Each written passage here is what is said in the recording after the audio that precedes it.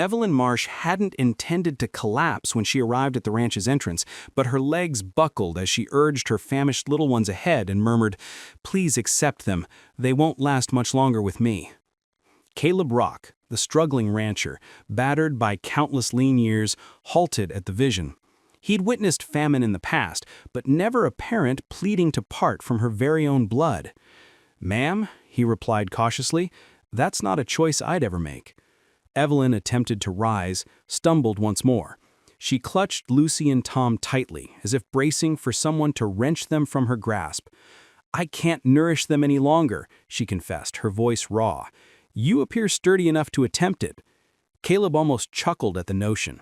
Sturdy wasn't a term folks applied to a cattleman.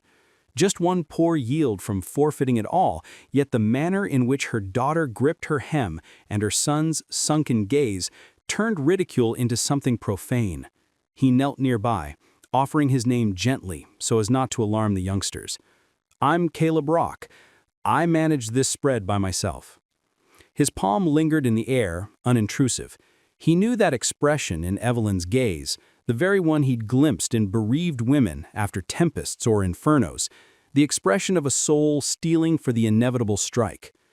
"Please," she breathed, "take them, only them." "No," Caleb stated it with such resolve it jolted her. "If they remain, so do you." Evelyn shook her head fiercely. "I won't become a liability. My husband, he—" She faltered, remorse strangling her words. But Caleb comprehended. Fellows who shattered more than they constructed left scars that lingered. "You're trembling," Caleb observed. "The children are chilled to the bone. Come in, there's soup. Not abundant, but it's warm." Evelyn wavered, as if crossing that doorway would demand more than she possessed. She regarded her offspring. Lucy's lips had turned pale blue. Tom mewled for a sip. Dignity held no sway now. Within the modest, rugged dwelling, Caleb ladled the remnants of his thinned-out stock into 3 mugs. He skipped his own share. Evelyn observed. She resented that she observed. "I didn't arrive to pilfer from you," she declared, fingers wrapped around the vessel, yet not sipping.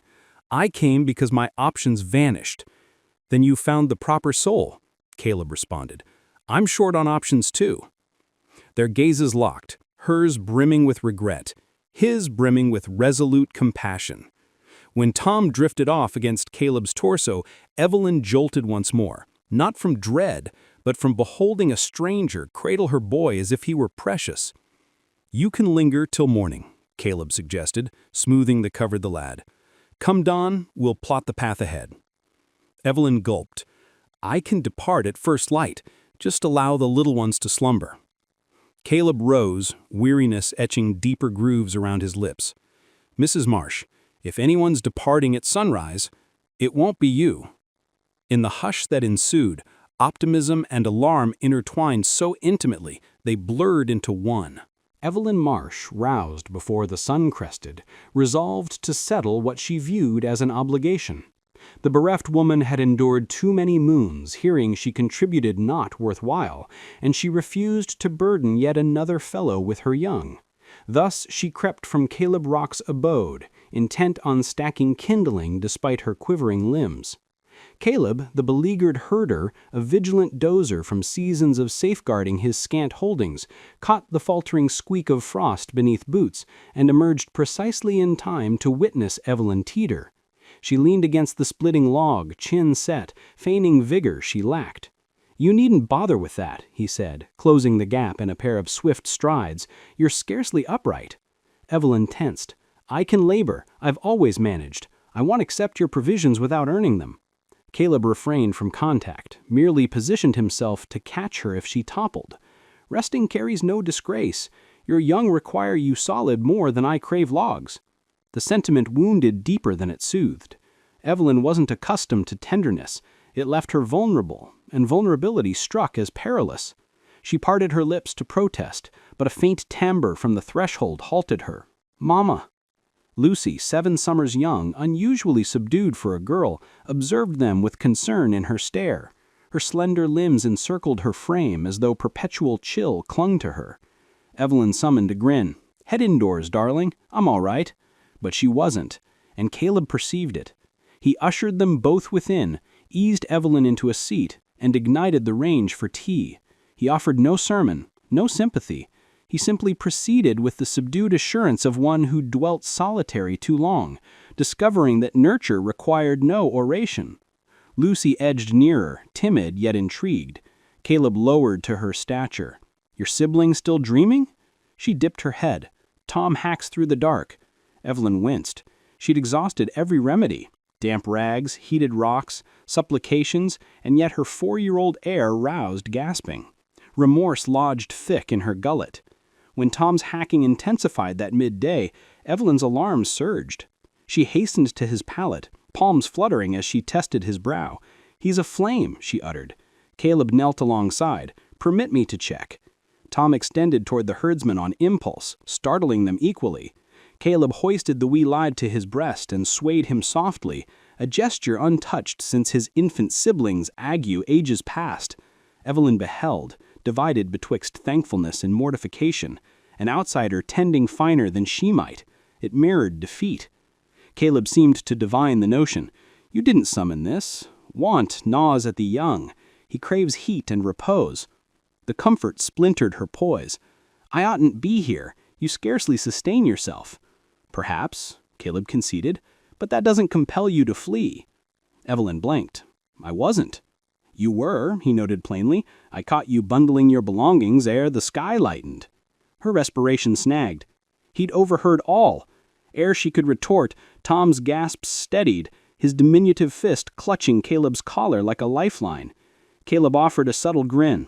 "Observe, he's sturdier than he seems." Evelyn swallowed roughly. "I can depart on the morrow once he's mended." Caleb straightened, boy in arms. "Mrs. Marsh, if you stride forth deeming yourself an encumbrance, that would truly weigh upon me." Evelyn averted her eyes, moisture welling. Caleb spoke no flowery phrases, but his intent rang true. And for the first occasion in moons, she pondered not flight, but footing firm. Caleb Rock had shunned the settlement for fortnights. Yet Tom Marsh, Evelyn's 4-year-old lad, required tonic for the persistent wheeze. Thus he yoked the cart at dawn's edge, aiding Evelyn and the young to board. He noted how she positioned herself as distant as the bench permitted, as if space might lighten the remorse she bore. "It'll pass swiftly," Caleb remarked softly. Evelyn Marsh merely inclined her head. The widow clasped her digits rigidly, nails blanching.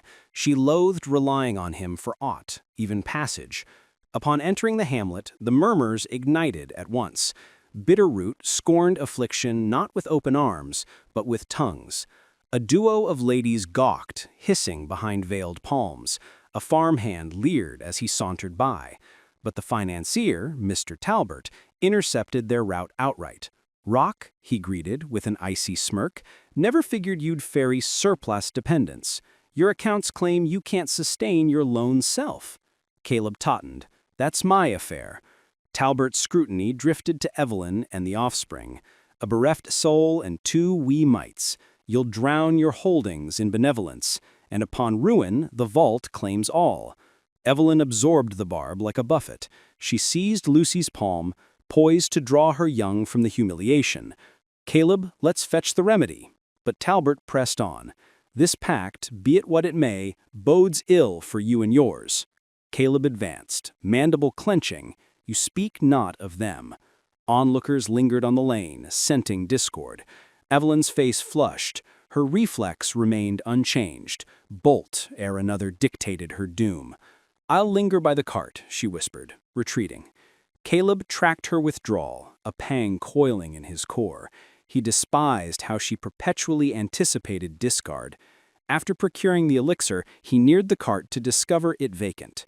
Evelyn had already trudged the lane beyond the bounds, Lucy nipping at her hem, Tom drowsing in her embrace. Caleb overtook her briskly. "We're bound," he pressed. "I refuse to cost you your spread," she replied, gaze forward. "You heard his words. I'm unraveling it all." Caleb planted before her, compelling her upward glance. "You reckon I'll permit you to trudge into the frost with 2 ailing young because a moneylender fancies his echo?" Her eyes gleamed, not rebellion, but surrender. "You don't grasp. Lads like him, they triumph eternally." "Not this morn," Caleb countered, "and not involving you." Evelyn denied with a shake. "Caleb, you eke by for your own sake. You oughtn't bear us." "I'm not shouldering solo. You're aiding beyond your ken."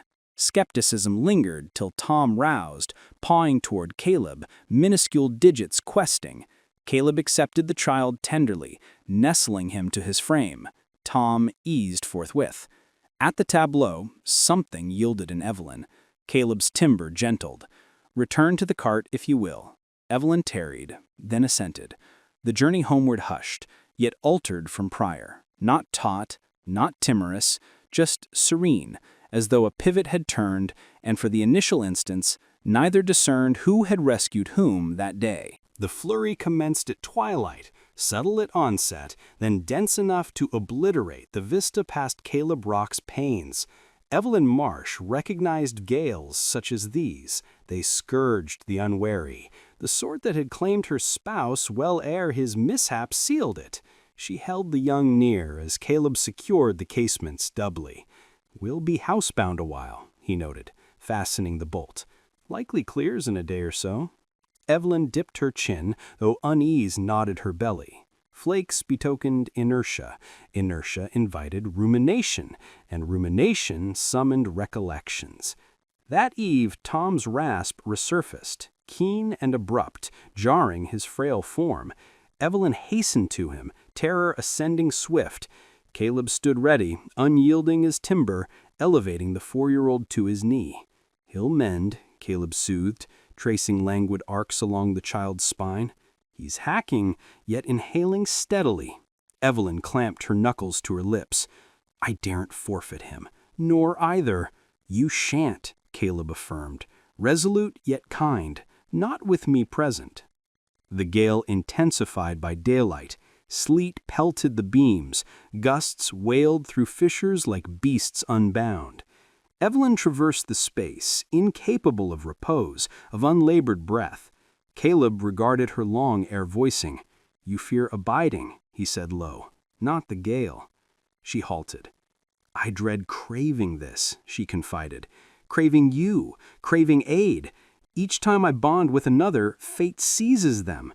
Caleb held his ground, withheld advance, for in aged tales suitors seldom near sans consent, and he'd mastered caution with scarred spirits. "You're solitary no more," he stated plainly. "Not this night, not amid this tempest, not henceforth." Ere Evelyn could respond, Tom's rasp honed to peril. His frame blazed like forge iron. Dread lanced her. "He's scorching, Caleb, scorching anew." Caleb snatched his wrap. "In motion. I'll procure further tonic." "You mustn't venture there," Evelyn implored. "You'll perish in the freeze." He lingered solely to hold her stare. "I'd brave fiercer for that lad." And forth he plunged, engulfed by pallor. The spans elongated like eternities. Evelyn perched by Tom's flank, dabbing his temple, intoning pleas unspoken since girlhood. Lucy nestled to her, quaking. When the portal flew ajar at last, Caleb staggered in.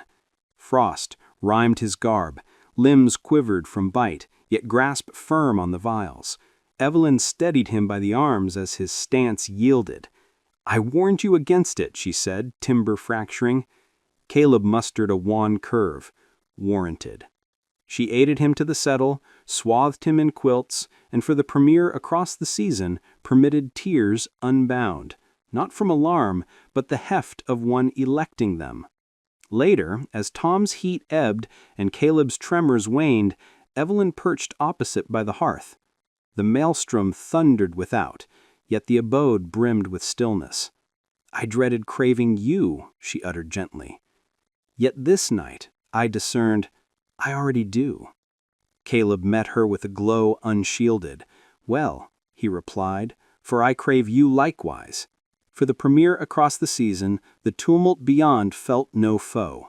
The true peril, the qualm within, had commenced its melt. When the season's vice at last relented on Caleb Brock's acres, the ranch seemed nigh alien.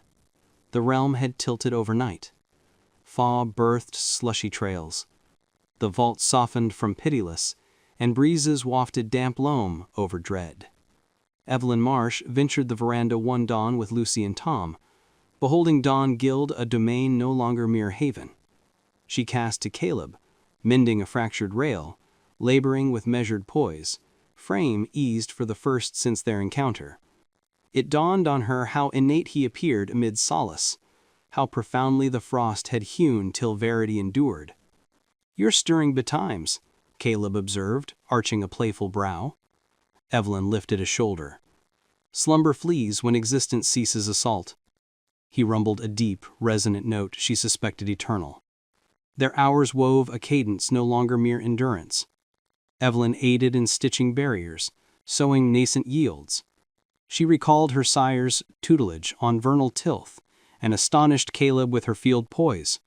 Meanwhile, Caleb hewed down boughs, sealed the eaves, and schooled Lucy in sound lashings, while Tom shadowed him omnipresent. It remained unpolished, yet shed raw exigency. Yet the Hamlet menace persisted. One noontide, the lender, Mr. Talbot, approached the rutted trail, ledger in tow, that identical haughty scowl. Caleb advanced, frame shielding sans ostentation. Talbot scanned the restored bounds, the tilled loam, the emblems of renewal. "Scarcely anticipated advancement," he yielded reluctantly.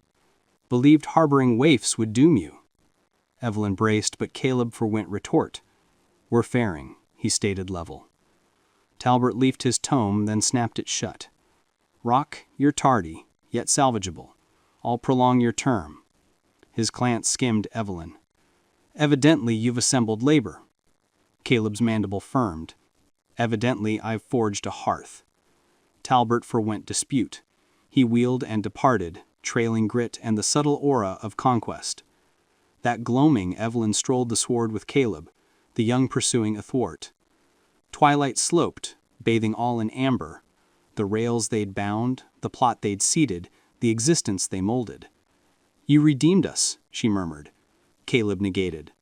"Evelyn, reckon I truly lived ere your arrival. I merely inhaled. You and the young bestowed purpose worth toil." She paused, inhalation ceasing. His candor pierced keenest. "Caleb," she ventured, timber quivering faint, "I can't divine our morrow, but I know I shan't forsake what we've unearthed." He neared, scant space betwixt. Then linger. Evelyn lifted to him, truly beheld, and sensed a fragment alight within, a shard adrift since calamity's dawn. "Asking me to abide," she whispered. Caleb loosed a measured sigh. "Asking you to abide as consort, as peer, one I select, who selects me." Her reply flowed unbidden. "Yes," she exhaled, "I'm selecting you." Lucy shrilled afar, Tom chortled. Zephyr stirred the blades like a claim. Caleb extended for Evelyn's palm, not seizing, not salvaging, but beckoning. She clasped. United they surveyed the terrain agleam in day's farewell. Aware this once endurance told not the tale. The tale was the existence they'd erect abreast, valiant enough to endure.